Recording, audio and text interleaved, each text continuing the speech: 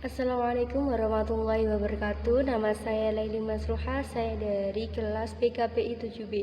Di sini saya akan memberikan contoh tentang keterampilan komunikasi dalam konseling.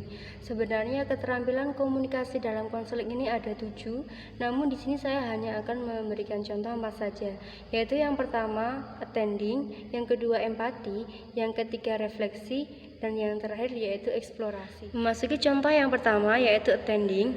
Contohnya, Waalaikumsalam warahmatullahi wabarakatuh. Boleh sekali Mbak, mari silakan masuk. Silakan pilih tempat duduk yang paling nyaman ya. Memasuki contoh yang kedua yaitu empati. Saya paham dan saya mengerti apa yang Mbak Rini ini rasakan. Contoh yang ketiga yaitu refleksi. Jadi kegagalan itu yang membuat Mbak Rini ini merasa bahwa diri Mbak Rini ini bodoh. Contoh yang terakhir yaitu contoh yang keempat yaitu eksplorasi atau penelusuran. Contohnya, saya mengerti bahwa Mbak Rini ini sekarang benar-benar merasa sedang kebingungan. Namun bisa Mbak Rini jelaskan lebih dalam kebingungan yang seperti apa yang Mbak Rini ini maksudkan? Saya paham dengan apa yang Mbak Rini rasakan saat ini. Sebelumnya Ibu akan menganalogikan nih. Sebelumnya kan Mbak Rini udah pernah sekolah kan. Nah, di dalam sekolah itu kan pasti ada ujian. Nah, ketika Mbak Rini ini sedang sekolah, sedang mengerjakan ujian dan diberikan pertanyaan yang lumayan sulit untuk Mbak Rini kerjakan. Biasanya apa yang biasa Mbak Rini lakukan untuk bisa mengerjakan soal tersebut?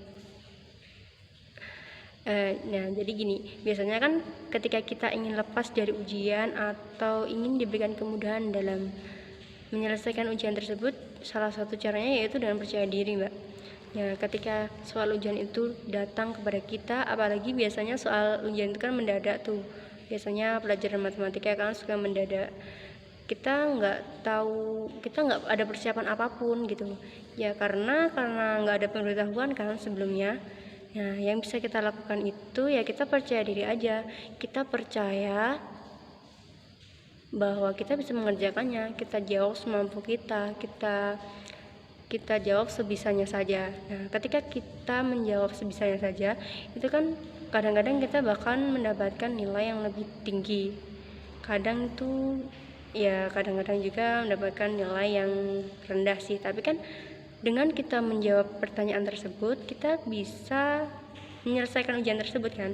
Nah, sebenarnya kuncinya cuma satu, yaitu percaya. Kita harus bisa percaya pada diri kita sendiri. Sebetulnya kan apapun ujian yang diberikan sama guru itu, guru kita sudah tahu kemampuan kita itu seperti apa.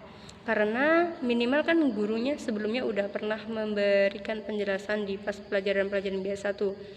Nah, kenapa? Karena apapun ujiannya, sebetulnya kan guru kita pasti udah tahu tuh di mana batas kemampuan kita untuk bisa mengerjakan soal tersebut. Nah, karena guru itu kan pasti udah pernah menyampaikan sebelumnya di jam mata pelajaran biasanya, udah menyampaikan rumus-rumusnya apa, bagaimana sih cara mengerjakan ini, udah dikasih rumus, udah dikasih penjelasan. Nah, di sini saya juga akan mengaitkan dengan masalah Mbak Rini ini. Jadi sekarang Mbak Rini ini juga mendapatkan ujian dari Tuhan kita, yaitu Allah. Nah, sama halnya dengan ujian tadi, sebetulnya ujian yang Allah berikan kepada Mbak Rini itu tidak pernah di luar batas kemampuan Mbak Rini. Kenapa? Karena begitu juga dengan ujian di sekolah tadi. Sebetulnya guru-guru kan sudah paham dengan kemampuan yang Mbak Rini lakukan karena sebelumnya pasti sudah disampaikan rumus-rumusnya. Sama halnya dengan masalah-masalah Mbak Rini ini. Pasti sebelumnya sudah Allah berikan pelajaran-pelajaran untuk menghadapi ujian yang kita lalui saat ini. Seperti itu Mbak Rini, bisa dimengerti?